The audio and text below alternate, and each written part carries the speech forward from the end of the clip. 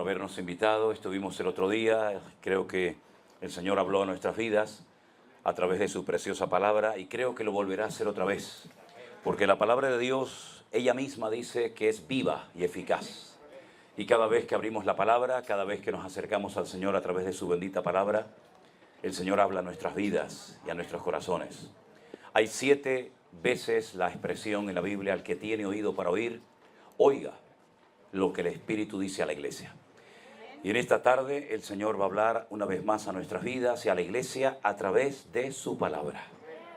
Así que pedimos en esta tarde que el Señor nos hable y nos ministre, y que lo que nos tenga que compartir nos lo comparta, lo que nos tenga que enseñar nos lo enseñe, y que nosotros seamos buena tierra y que estemos dispuestos a llevar la palabra del Señor a la práctica con todas las consecuencias. Amén, hermanos. Muy bien. Hermanos queridos, el estudio más bien que quisiera compartir con ustedes en esta tarde viene a raíz de años de experiencia de trabajar con gente. Es muy complicado trabajar con gente. No es nada fácil. Y más en el campo o en el terreno espiritual. Nunca va a llover a gusto de todos, ¿verdad? Lo que a lo mejor enseñas, a algunos les va a venir muy bien porque van a decir: gloria a Dios, eso es lo que necesitábamos, que el Señor nos hablara, que nos enseñara. Pero puede ser que a lo mejor a otros, pues, no es que no les venga bien, sino que tal vez a lo mejor no están dispuestos a poner en práctica la palabra que el Señor nos ha compartido. Pero sea como sea, estoy plenamente convencido que si en esta tarde nuestra actitud es la correcta y estamos dispuestos a ser tratados por el Señor lo va a hacer. Miren, hermanos, cuando una persona nace de nuevo, cuando una persona recibe al Señor Jesucristo en su corazón como su Salvador personal, comienza una vida nueva. Pero eso no significa de que ya hayamos sido transformados en cuanto al aspecto del carácter. Vamos a plasmar, vamos a manifestar en nuestra relación con Dios nuestra personalidad, nuestra forma de ser. Y eso es un arma de doble filo, porque en todos y en cada uno de nosotros hay áreas de nuestra vida, hay cosas de nuestra vida que en las manos del Señor pueden ser de tremenda utilidad y beneficio para la obra. Pero hay otras muchas cosas a las cuales tal vez nos hemos acostumbrado, que creemos que podemos seguir haciéndolas en nuestra nueva vida en Cristo y se pueden volver en nuestra contra. El estudio de esta tarde, si tuviéramos que ponerle un título o recordarlo por un tema, yo lo titularía las 3 Cs. Y esas 3 Cs corresponden a la palabra carácter, compromiso y capacidad. ¿Lo podemos decir juntos? La primera sería carácter, la segunda, compromiso, y la tercera, capacidad. Tendríamos que ir por toda la Biblia para apoyar cada uno de estos 3 puntos principales. Cuando uno analiza los personajes que fueron utilizados por un tiempo por el Señor, uno se da cuenta de que las personas que llegaron a ser tremendamente útiles y eficaces en el reino de Dios, previamente fueron duramente tratadas. Miren, por ejemplo, el caso de Moisés. Moisés, cuando es niño, en aquellos días corría una orden en Egipto de que todas las madres que parieran un hijo varón tenían que arrojarlo a las aguas del río Nilo. Era un decreto real, nadie se podía escapar. Un niño, en el momento en el que nacía, las parteras o la propia madre o un pariente cercano tenía que coger y arrojarlo a las aguas. Era una estrategia diabólica para que el Mesías no naciera en el futuro, para cortar la línea genealógica, y de esa manera, matando a los niños, Satanás creyó equivocadamente que podía neutralizar la promesa de que algún día vendría el Hijo de Dios a esta tierra en carne y hueso, ¿verdad? Pero si me permiten la expresión, le salió el tiro por la culata a Satanás, porque se le escapó uno.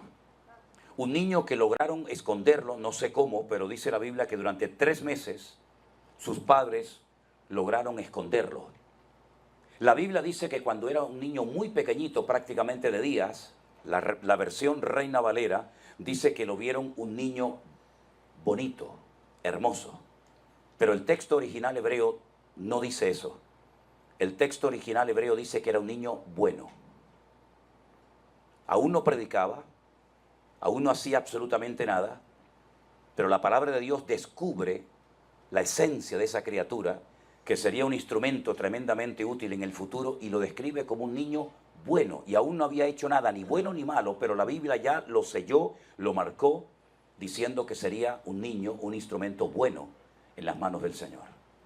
A los 3 meses lo ponen en una pequeña canasta y lo ponen en las aguas del río Nilo, y su hermana, que es mayor que él, eran 3 hermanos, Aarón, Miriam y Moisés, dice que durante probablemente horas o algún tiempo estuvo viendo cómo esa especie de arca, esa especie de canasto pequeñito, ¿verdad?, flotaba, y ella estaba esperando y esperando a ver qué pasaba con el destino de su hermanito recién nacido.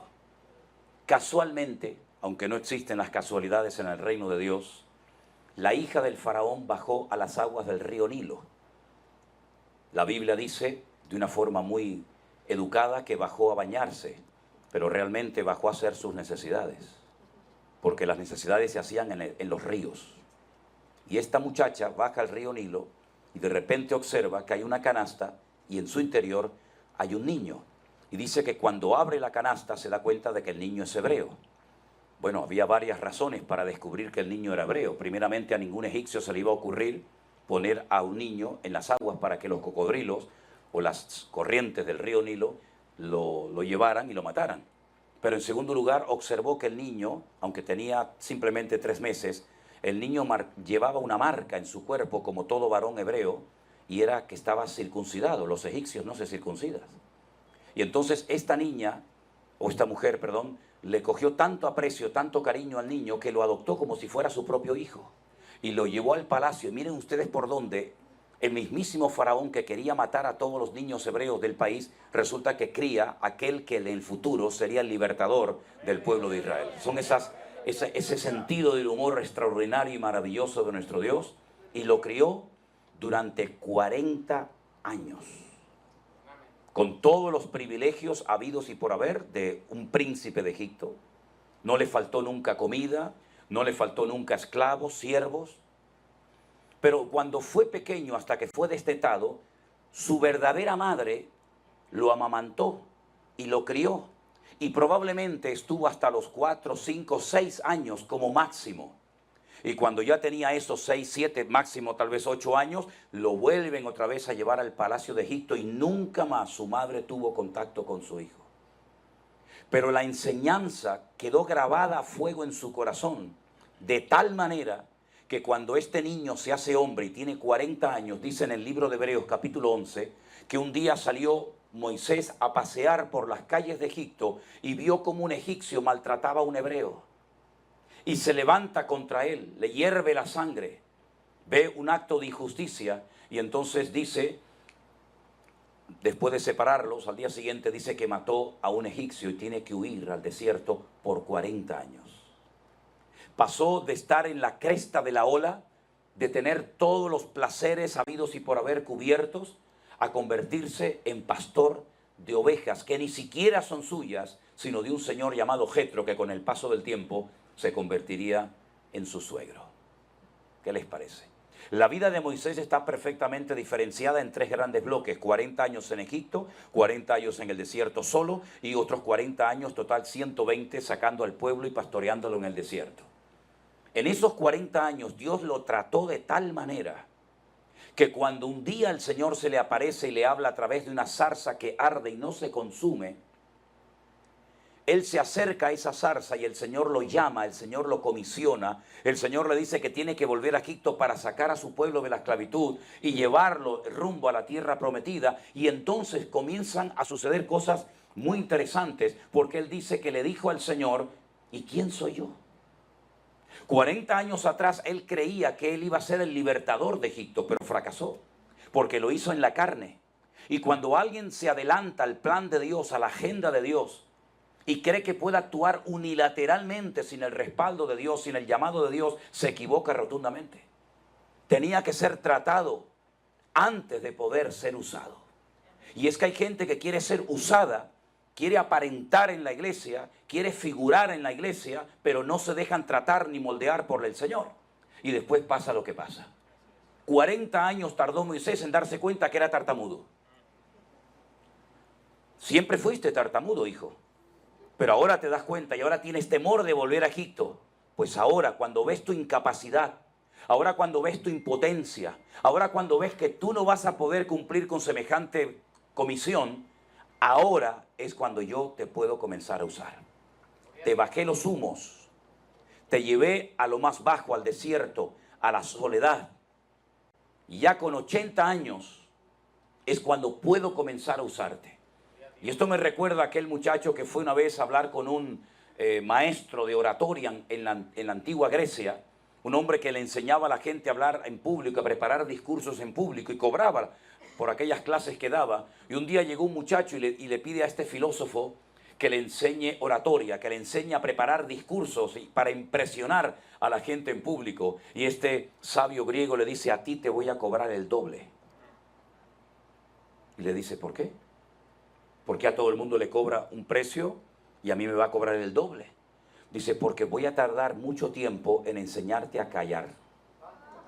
Y cuando aprendas a callarte y a oír, entonces podré comenzar a enseñarte a hablar. ¿No dice Santiago en su epístola: todo hombre sea tardo para hablar y pronto para oír? Todo el mundo quiere hablar, todo el mundo quiere opinar, pero pocos quieren oír y sujetarse y someterse y ser tratados por la mano del Señor. Y eso es lo que le pasaba a Moisés.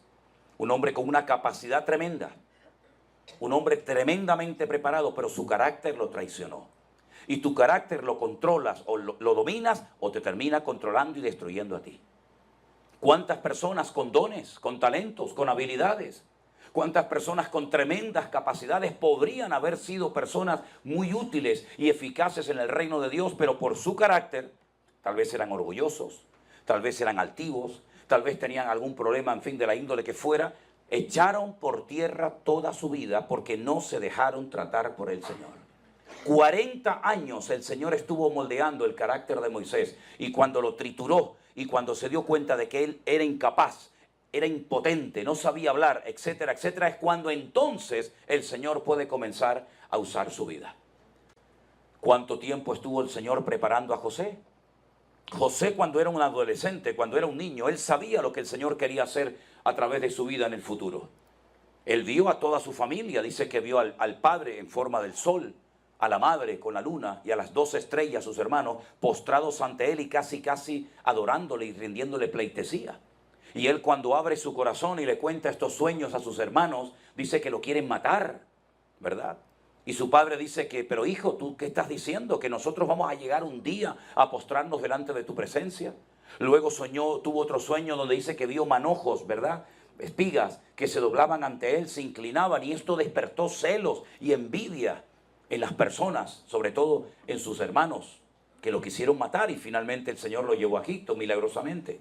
Cuando llega a Egipto, aquel niño que llevaba una ropa de colores para diferenciarlo del resto de sus hermanos, un niño amado, un niño querido, un niño mimado, por decirlo de alguna manera, llega a Egipto y lo compra un señor. Fíjate, para sus hermanos era un peligro, pero para Potifar era una bendición. Qué cosas tan raras, ¿no? A veces tus propios hermanos te ponen la zancadilla y la gente del mundo te reconoce y te apoya más que tus propios hermanos en Cristo. Son esas cosas raras de la vida, ¿verdad? Eso era antes en Egipto, hoy en día eso ya no pasa, ¿no? Eso era antes, ¿verdad? Y resulta que por ser fiel y por querer llevar un testimonio delante del Señor, un hombre que jamás leyó la Biblia, porque no existía, un hombre que jamás tuvo pastor, un hombre que jamás estuvo en la iglesia, un hombre que jamás habló en lenguas, un hombre que jamás dio ofrendas ni diezmos, pero amaba al Señor con toda su alma y con todo su corazón. Cuando llega la esposa de su amo y le dice: acostémonos, él dijo: ¿cómo voy yo a pecar contra mi Dios? Él conocía el corazón de su Dios, y por querer mantener su integridad y salir corriendo es acusado injustamente de que quiso violar, quiso abusar de su ama, ¿verdad? De la esposa de su amo, y termina dando con sus huesos en la cárcel un montón de años.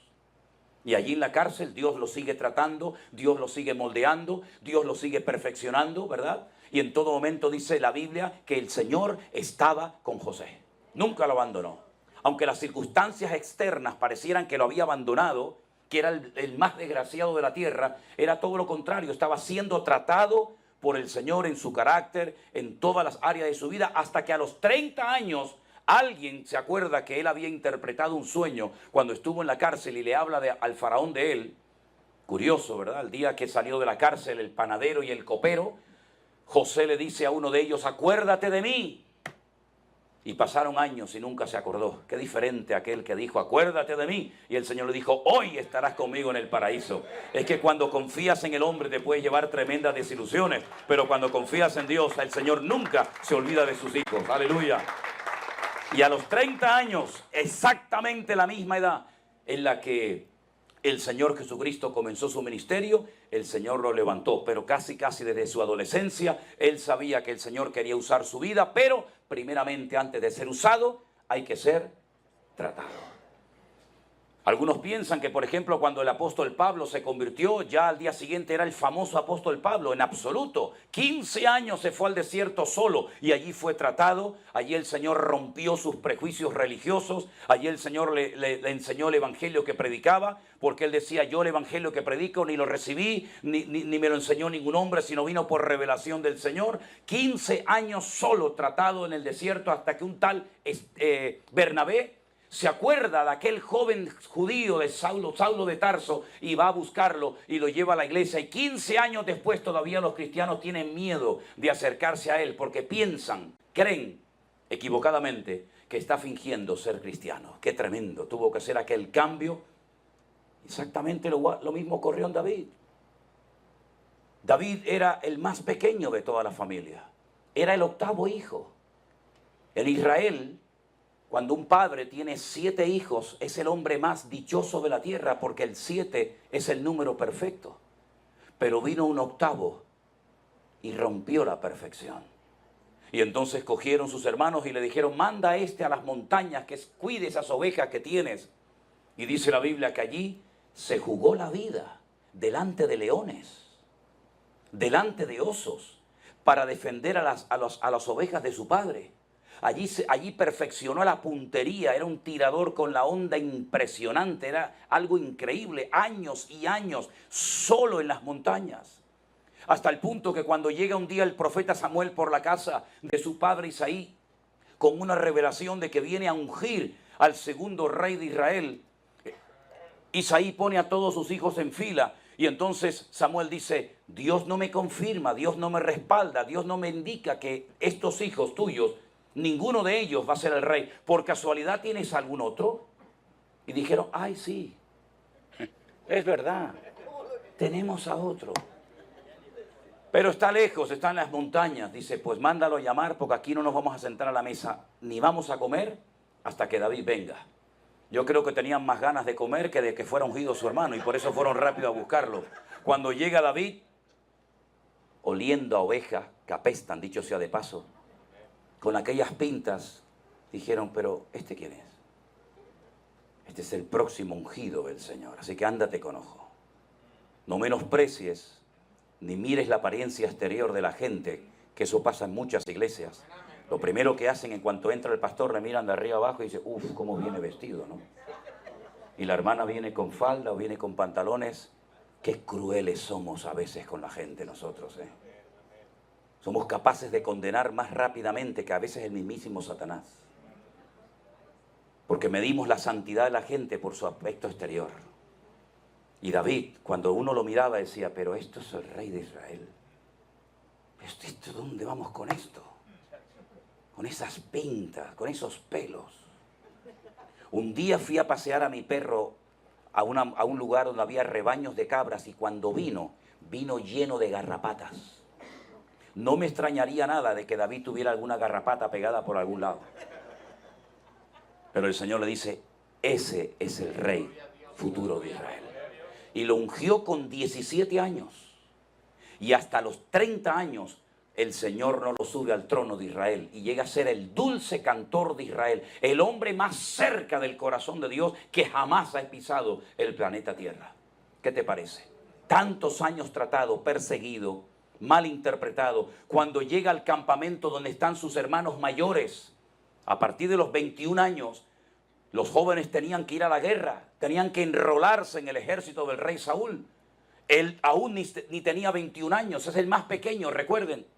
Y su padre le dice, vete al campamento, vete al campo de batalla, a ver cómo están tus hermanos. Eso es lo que dice la versión Reina Valera, vete a ver cómo están.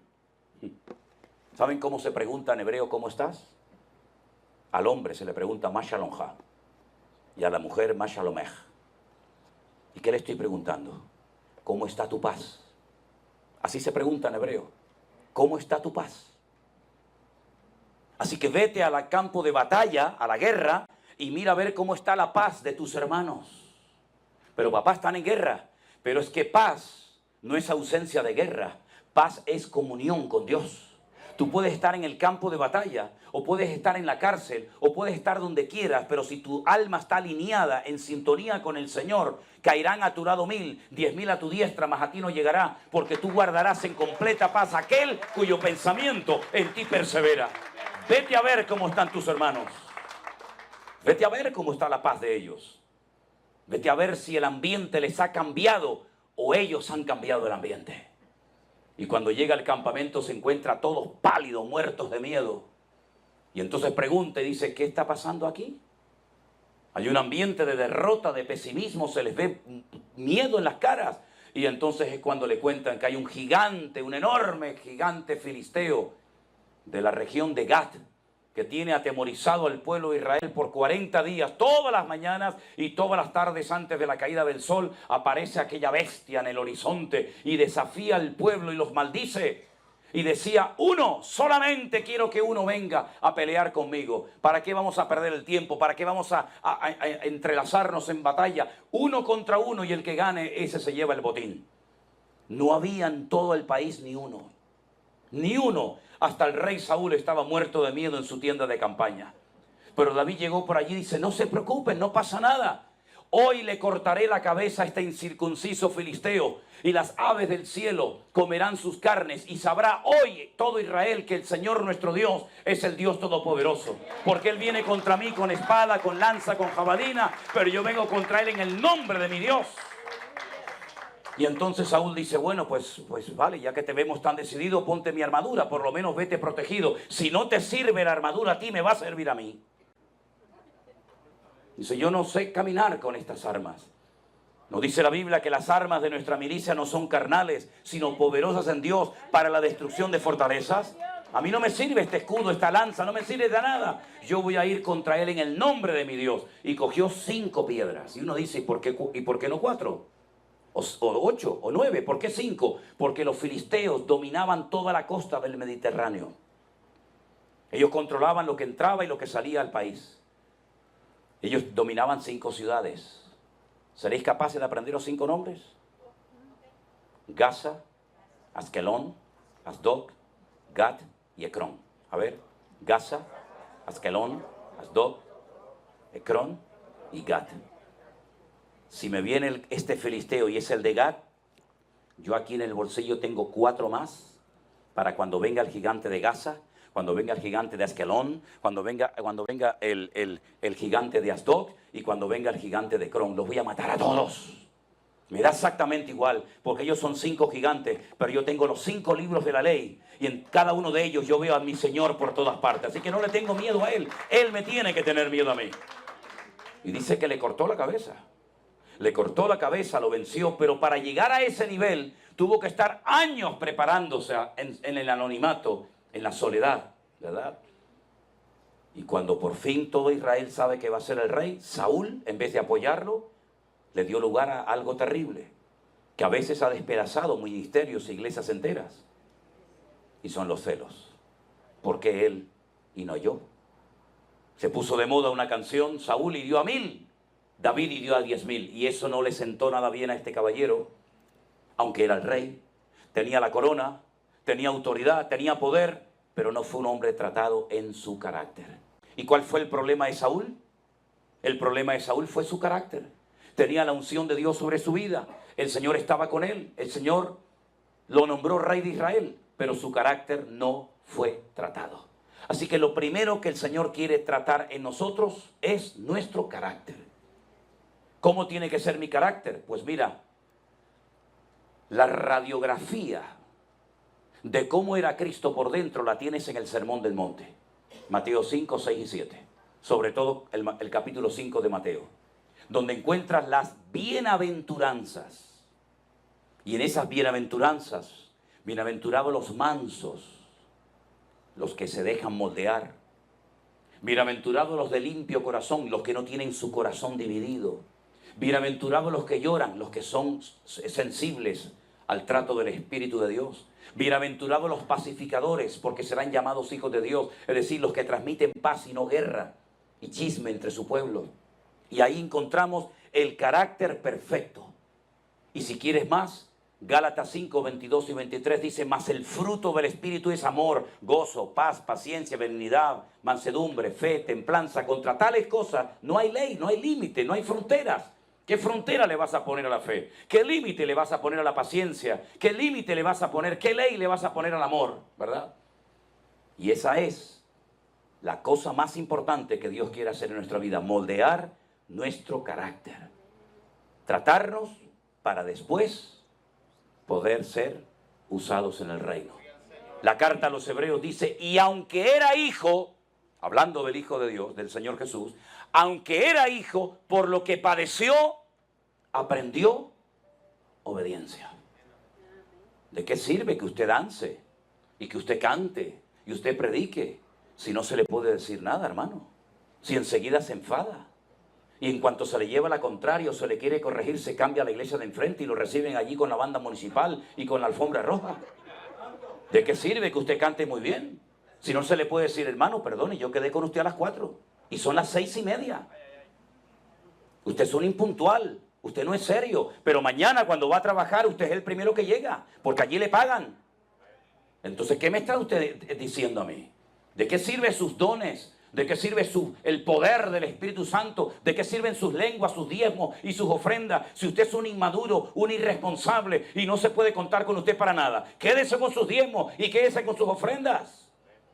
El carácter es lo principal, porque te va a perseguir toda tu vida, desde la cuna hasta que te mueras. Y entonces el carácter o lo entregas a Cristo y crucificas tu carne juntamente con Cristo, o serás un peligro toda tu vida, como tanta gente que luego encima tienen poder, tienen dinero, tienen autoridad, les ríen la gracia, les aplauden por todo lo que dicen y se creen que son dioses y pueden hacer con las vidas de la gente lo que quieran. ¿Y cuántas iglesias, cuántos cristianos han sido heridos con personas que sí, aparentemente parece que tienen muchos dones y talentos y capacidades, pero su carácter son un auténtico desastre?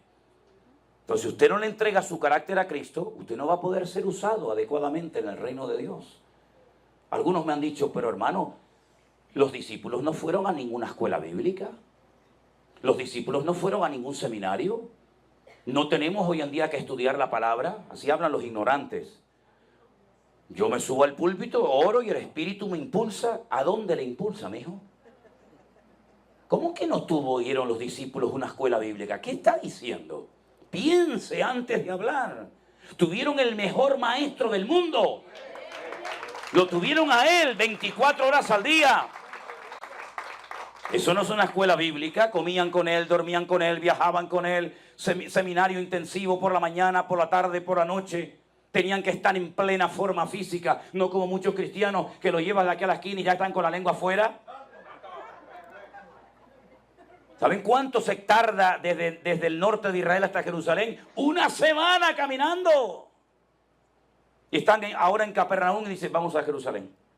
Se van 1 semana caminando y a los 2 días llegan allí y le dicen: volvamos a Galilea. Y algunos dicen: no, otra vez a Galilea. Si aún no me he recuperado del viaje, ya me llevas otra vez para arriba. No había autobuses, no había guagua, no había trenes, no había aviones. Era caminando, mijo. ¿Usted quiere servir al Señor? Pague el precio. No me sea señorito, no me sea cómodo. Y para arriba, para abajo. Y en aquellos tiempos no se comía como aquí en América, que están todo el día picoteando y todo el día comiendo. No, eso no. Allí en la época bíblica, si se podía, se comía 2 veces al día, por la mañana y con la caída del sol, y no había más. Y no se comía como comen hoy en día la gente, ¿verdad? Sino se comía para subsistir y nada más. Y se oraba por el pan nuestro de cada día. Y hoy dormíamos en el campo, mañana en una playa, mañana en una casa, pasado en donde fuera. que no tuvieron una escuela bíblica los discípulos, la mejor escuela del mundo. Ya me hubiera a mí gustado estar 3 años de noche y de día viajando con el Señor. Y a veces les decía, muy bien Pedro, muy bien chicos, bienaventurado. Y ahí sacaba las plumas del pavo real, ¿no? Pero al día siguiente decía, apártate de mí, Satanás, porque no pones tu mirada en las cosas de Dios, sino en la de los hombres. Y le arrancó todas las plumas del pavo real de cuajo. Así era el maestro. Y le decía, vayan a la aldea y prepárenme la casa donde voy a comer. Vayan allí, cojan aquel burro y me lo traen. Prepárenme la barca que esta noche viajamos y al día siguiente vamos al otro lado del lago. Los tenía todo el día activos. Los formó, los preparó, los entrenó. Les enseñó a orar, les enseñó a soportarse. Fíjate, cuando tú miras el grupo de discípulos, tú dices, vamos a ver, religiosos no había ninguno, porque los religiosos no sirven para nada. Los religiosos en las iglesias nada más crean problemas, porque están todo el día mirando la paja ajena, pero nunca se miran la de ellos. Los religiosos en la iglesia son un peligro, porque ni comen ni dejan comer. Los religiosos son los que dicen, ay pastor, y ay hermana, esos no valen para nada. Eso es solamente figurar. Jesús no cogió ni a un religioso, no tenía ni un fariseo, ni un escriba, ni un saduceo, ni uno. ¿A quién cogió? A un recaudador de impuestos. Un recaudador de impuestos era el que se levantaba primeramente a la mañana y se iba a trabajar. Coge a gente trabajadora, no a flojos ni a vagos. Y allí lo tenía. Y ahora te coge a un celote. Un celote eran los que odiaban al imperio romano y hacían atentados para matar a los soldados romanos a traición. Y lo pone a trabajar junto con Mateo, que es un traidor que se ha pasado al bando contrario y trabaja para el imperio opresor. Y ahora pone a Mateo y pone al otro, que es un celote, a trabajar juntos. Eso lo puede hacer solamente el Señor. Porque en la iglesia no nos encontramos los niños buenos, en la iglesia nos encontramos para cambiar, porque esto es un hospital del alma. En la iglesia nos encontramos porque este es el taller que Dios ha dejado en la tierra para cambiar y para que a lo mejor aquí se atrevan a decirte por amor lo que tu padre nunca se atrevió a decirte. Porque eso es la iglesia, es un taller donde el Señor trata con tu carácter, con tu genio, con tu temperamento, con tu impaciencia, con tu soberbia, con tu arrogancia. Y tienes que aprender a empezar de cero. Porque eso es lo que el Señor nos enseña en su palabra, empezar de cero, no empezar por arriba. Estábamos poniendo un día una moqueta, no tan linda como esta. Estábamos poniendo un día un hermano ya avanzada en edad y yo de rodillas en el suelo al principio de la obra, la moqueta en el suelo y apareció por allí un muchacho y él de pie, nosotros de rodillas colocando esta moqueta en el suelo. Me dice, pastor, quiero hablar con usted. Digo, qué bien. Digo, pues agáchate y me echas una mano y hablamos. Y me dice, no, pastor, no. Y yo lo miro así y digo, no, ¿por qué, mijo? Dice, que yo soy cantante.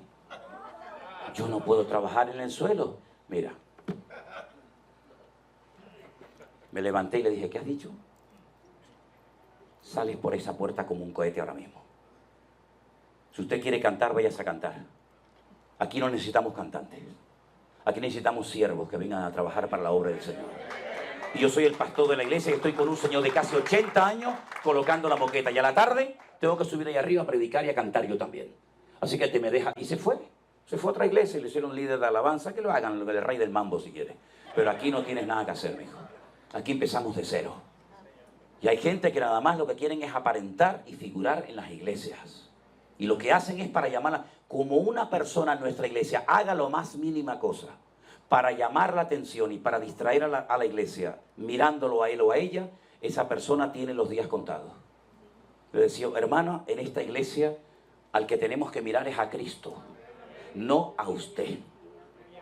Y en el momento en el que cualquier músico, el pastor, el jugiero, quien sea, esté haciendo algo, que la gente esté más pendiente de lo que está haciendo esa señora, o ese hermano, o aquel joven, o aquel músico, yo le digo, tranquilito.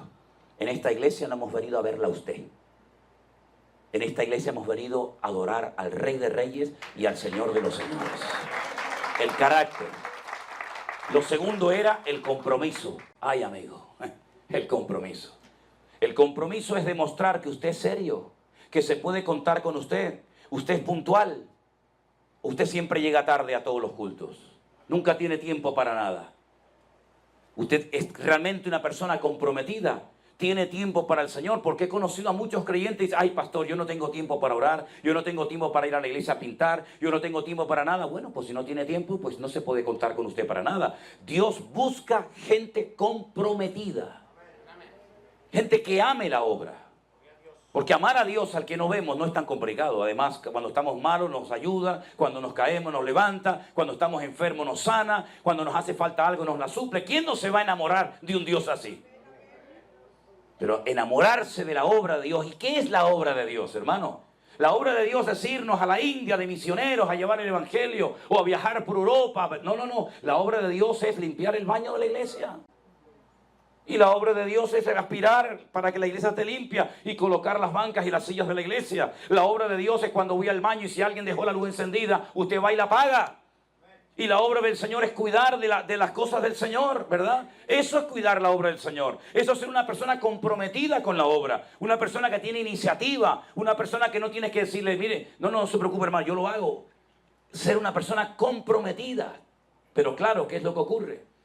Hay personas que son comprometidas, se apuntan a todo, pero su carácter no ha sido tratado y moldeado por el Señor. Y estamos otra vez en la misma.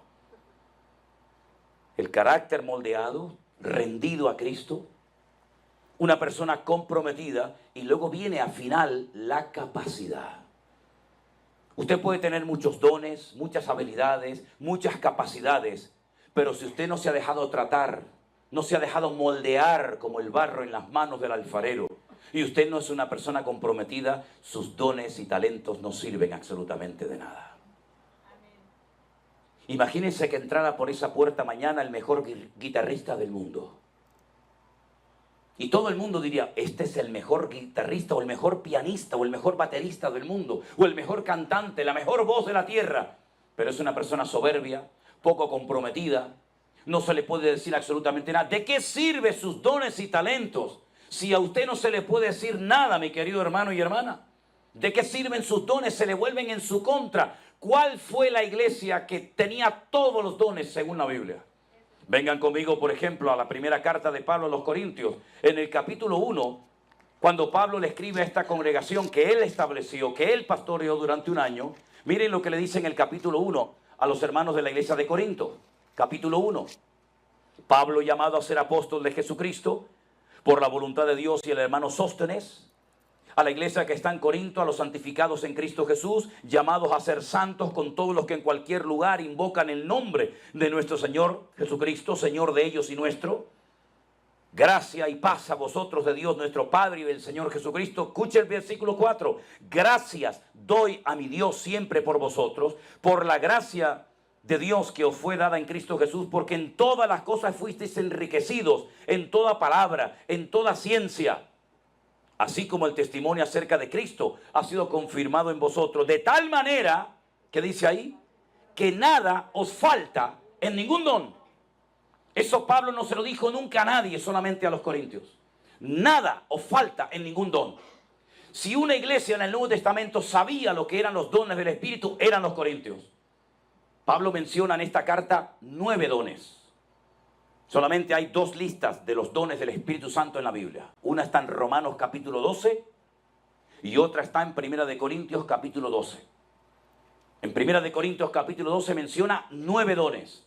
Discernimiento de espíritus, hablar en lengua, interpretar las lenguas, ¿verdad? Milagros, fe, sanidades, sabiduría, etc. 9 dones. Y dice Pablo, nada os falta en ningún don. Los tienen todos. ¿Qué le parece? Nunca he conocido una iglesia así. Pero miren lo que le dice en el capítulo 3, a los mismos, la misma iglesia. De manera que yo, hermanos, no pude hablaros como a espirituales.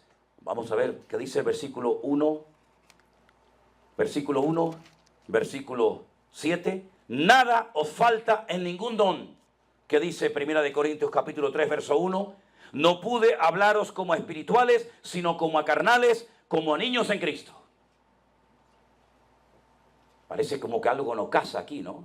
Por un lado, nada os falta ningún don, pero por otro lado, ustedes son unos niños, son unos carnales. Os di a beber leche y no vianda porque aún no erais capaces ni sois capaces todavía, porque sois carnales. ¿Cómo sabía Pablo que esta iglesia era una iglesia de gente carnal? Bueno, porque lo dice aquí. Porque habiendo entre vosotros celos, contiendas, disensiones. ¿No sois carnales y andáis como hombres? Luego una persona puede hablar en lenguas y ser un carnal. Una persona puede tener dones del Espíritu Santo y ser un celoso, un envidioso, un niño, un inmaduro. Y entonces Pablo dice que esto no puede ser así. ¿No había en la iglesia de Corinto problemas de inmoralidad? ¿Sí o no?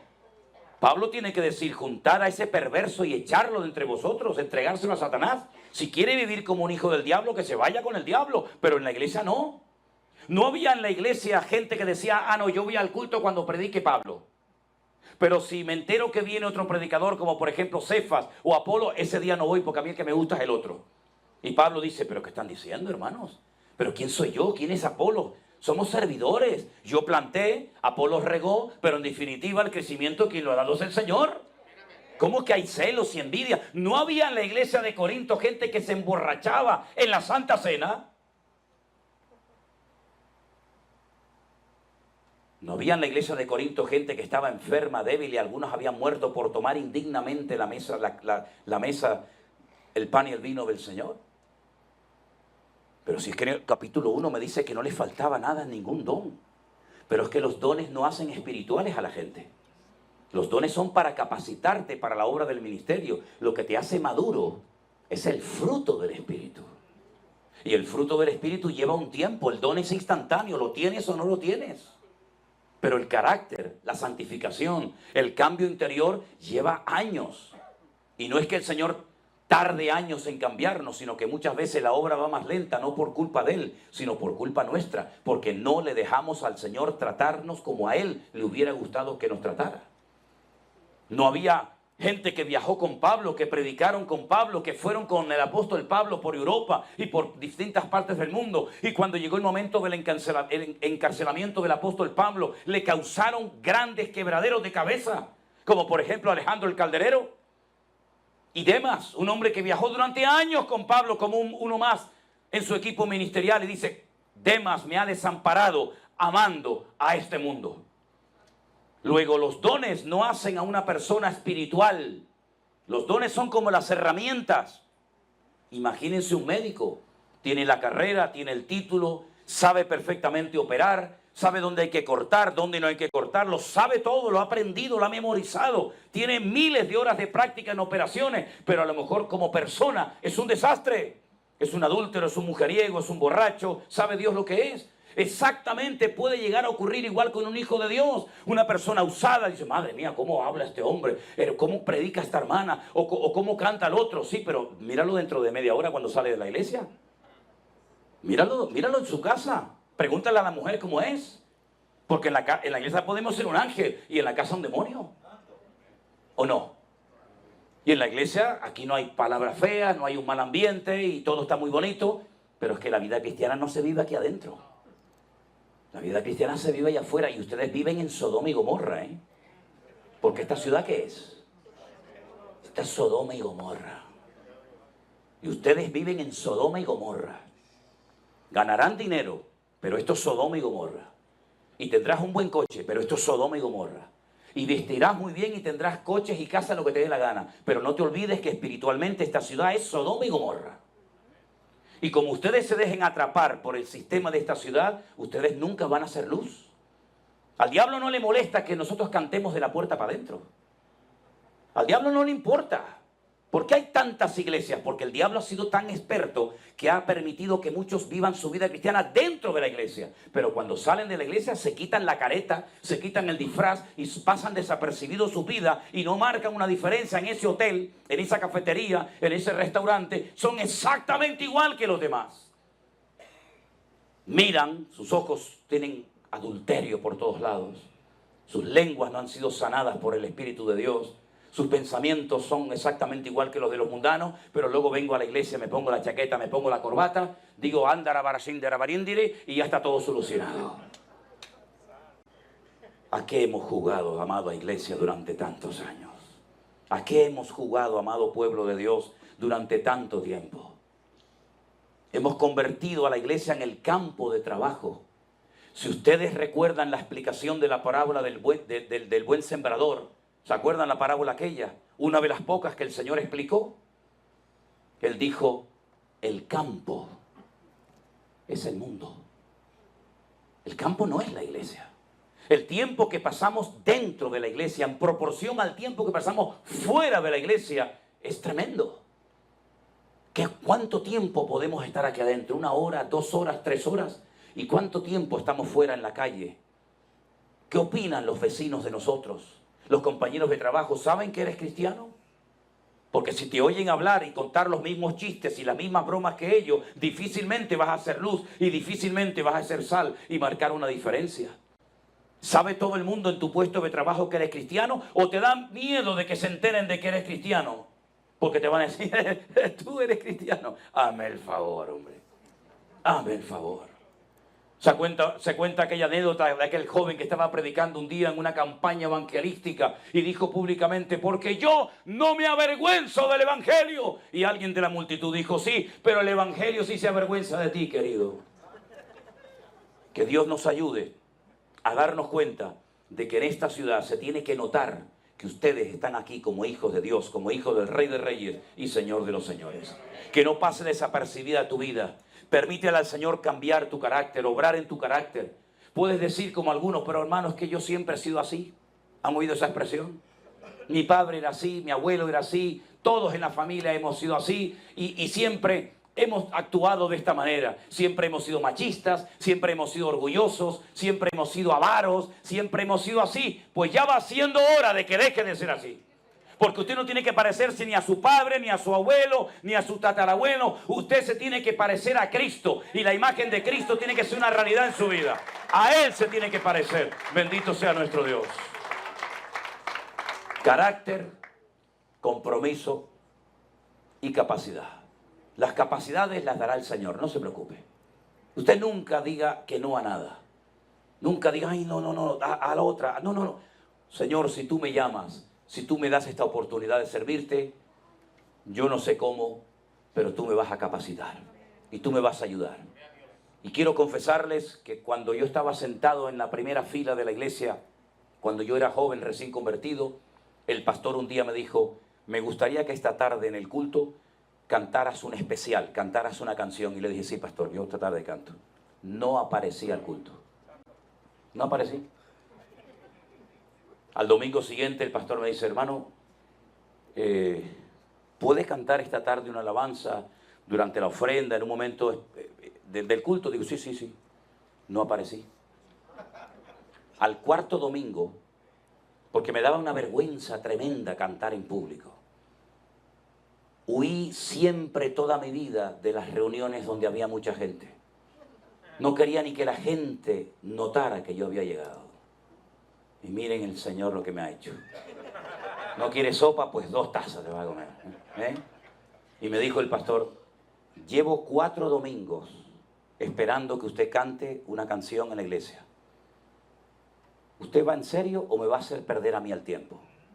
Le dije, no, hermano, yo lo intentaré hacer. Porque el diablo me metió la mentira en la cabeza que si yo tocaba la guitarra, no podía cantar. Porque o hacía una cosa o hacía otra. Porque me dijeron que los hombres, lo cual es mentira, que los hombres no somos capaces de hacer 2 cosas al mismo tiempo. Y yo soy capaz de hacer 40 cosas al mismo tiempo. Pero yo creía la mentira de que los hombres no somos capaces de hacer 2 cosas al mismo tiempo y que las mujeres son capaces de dar el biberón, darle al niño. Y yo dije, sí, pues se van a enterar las mujeres, van a ver cómo yo voy a ser capaz. Queridos hermanos, no le digamos nunca no al Señor. Dios nos va a capacitar. Y cada día aprendemos, cometeremos errores, pero queremos aprender, queremos que el Señor nos enseñe, ¿verdad?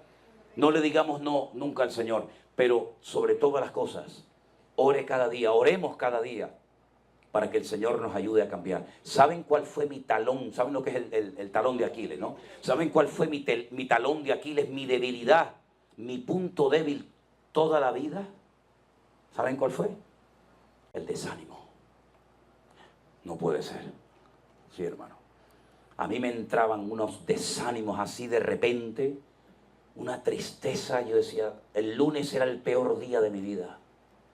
Dicen que el lunes es el peor día de los pastores porque es cuando tienes el culto y si no vino aquella familia que tú querías que estuviera, o el mensaje no crees que te salió bien, o alguien te dijo no sé qué, o te hizo no sé qué comentario, o te dicen mira hermano, aún no podemos pagar el alquiler porque no ha entrado suficiente dinero. Uno está siempre... Yo estaba hundido todos los lunes, sin ganas de predicar, sin ganas de hablar con nadie, una depresión, una tristeza que me decían ¿qué te pasa? Y no sabía ni qué explicar. Era como una cosa por dentro, una tristeza, una congoja, una desgana. Decir, yo estoy harto, ya me quiero dedicar a otra cosa. ¿Qué estoy haciendo yo aquí? Años de mi vida estuve así. Años. Hasta que un día me rebelé y dije, estoy harto de estar así siempre, Señor. Y el Señor me tiene tan activo que no me deja tiempo ni para desanimarme. Se puede superar cualquier cosa siempre y cuando le pidamos al Señor que nos ayude. No depende de Él, depende de todos y de cada uno de nosotros. ¿Cuántos dicen amén? Cierra tus ojos, querido hermano, ahí donde estás en esta tarde.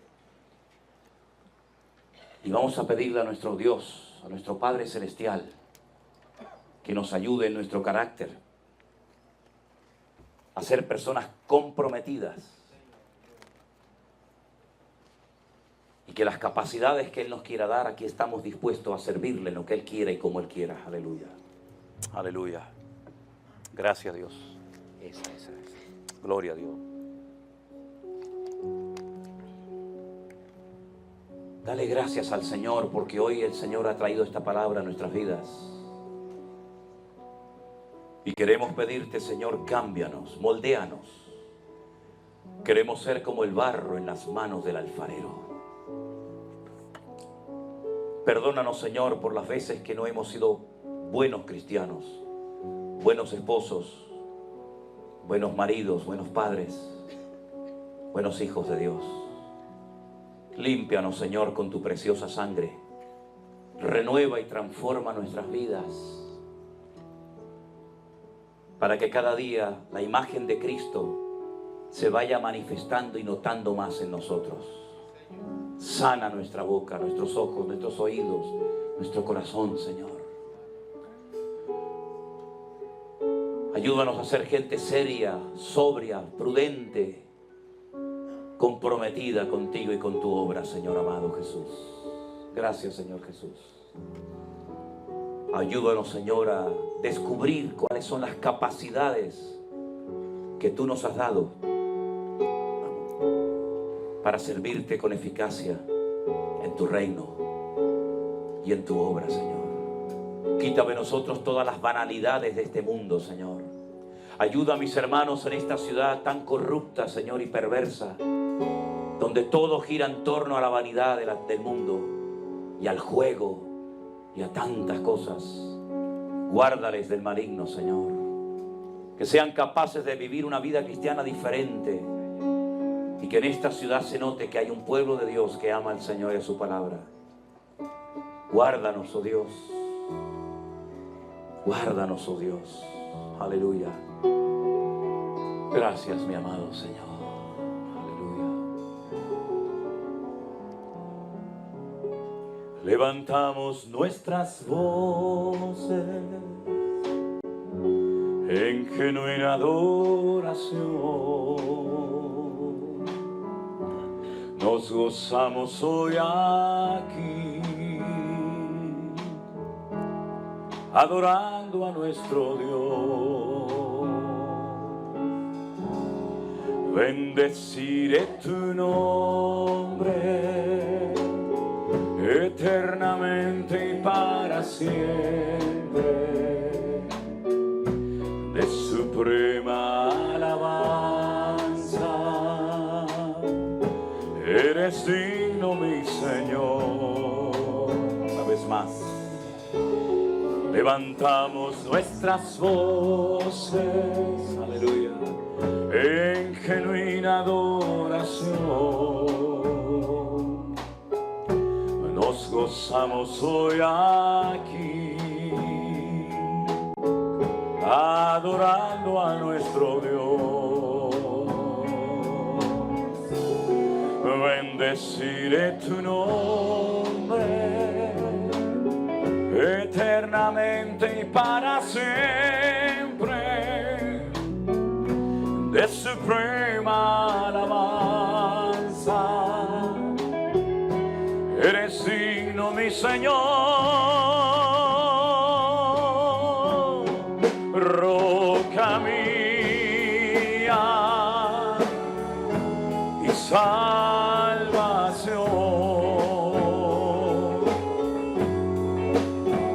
Temerá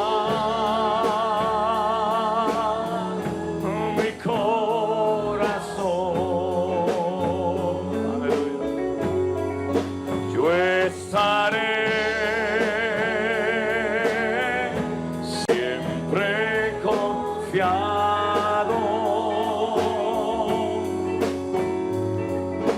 en mi Salvador.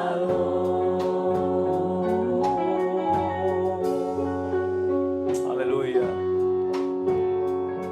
Ponte de pie conmigo en esta tarde y levanta tus manos al cielo y dile: Señor, cambia mi vida, Señor, cámbiame, Señor, ayúdame. Ayúdame a parecerme cada día más y más a ti. Sabemos que nos falta mucho, pero con tu ayuda lo lograremos, Señor amado. Aleluya. Qué bueno es alabarte y anunciar por la mañana tu misericordia y tu fidelidad. Tú eres mi fortaleza en medio de la angustia. Tú eres mi pronto auxilio en la tribulación. Roca mía y salvación. No temerá, no temerá mi corazón.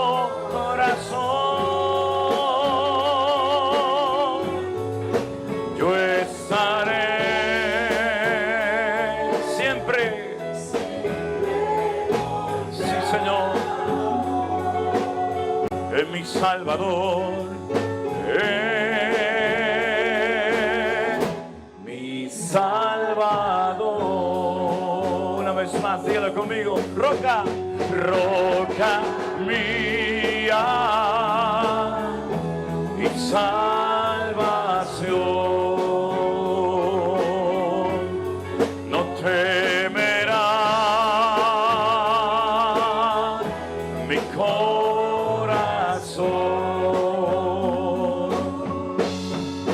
Yo estaré siempre confiado en mi Salvador.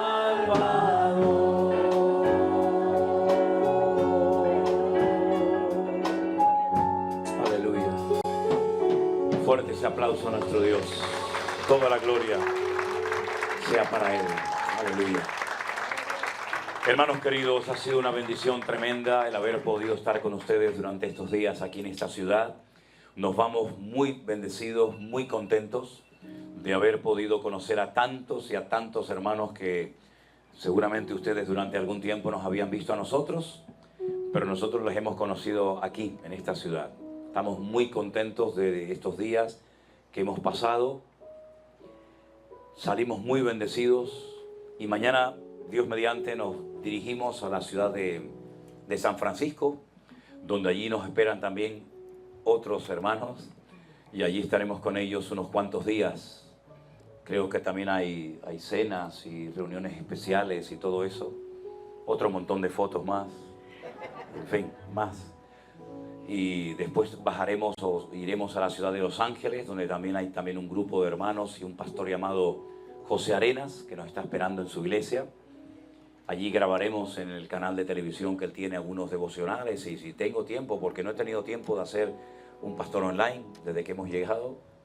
Y después de ahí viajaremos a New Jersey, donde estaremos también unos cuantos días, y después más o menos por el día 20 y tanto de junio, 21, 22 de junio, 20 de junio, llegaremos otra vez a casa esperando el nacimiento de nuestro primer nieto. Así es que Dios les bendiga, sigan orando por nosotros. Estamos muy contentos y muy agradecidos por el trato, ha sido excelente. Les llevamos a ustedes en nuestros corazones y solamente les pido un último favor. No dejen de orar por nosotros. Lo necesitamos. Es el mejor favor que pueden hacer por nosotros.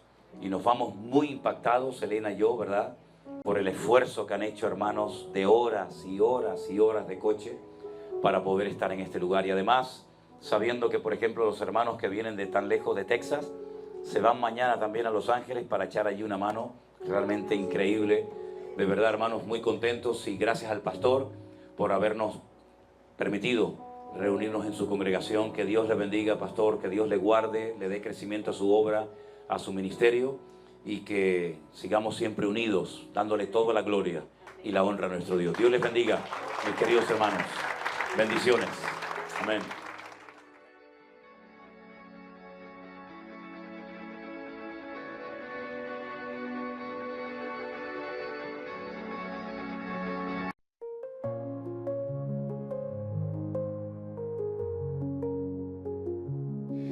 In the golden light of dusk's embrace, whispers of a breeze touch my face, carrying dreams of days gone by, underneath the twilight sky. Oh, the evening breeze, so soft and sweet, brings memories of when our hearts were meet. In the glow of the setting sun, our love journey had just begun.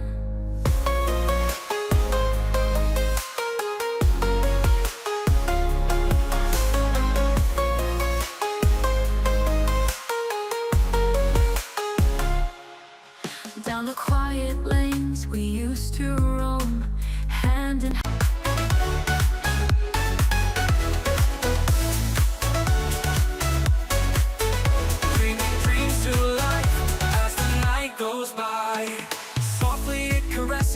The petals of the bloom, whispering secrets to the night in the fragrant gloom.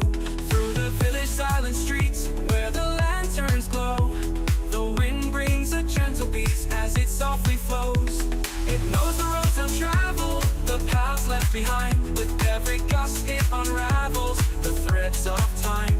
In the laughter of the children, the songs of the old, the wind tells a story, timeless and bold. Oh, the winds return to home, where the spirit roams through the ancient trees and the valleys know. It sings a lullaby beneath the starlit sky, bringing dreams to life as the night goes by.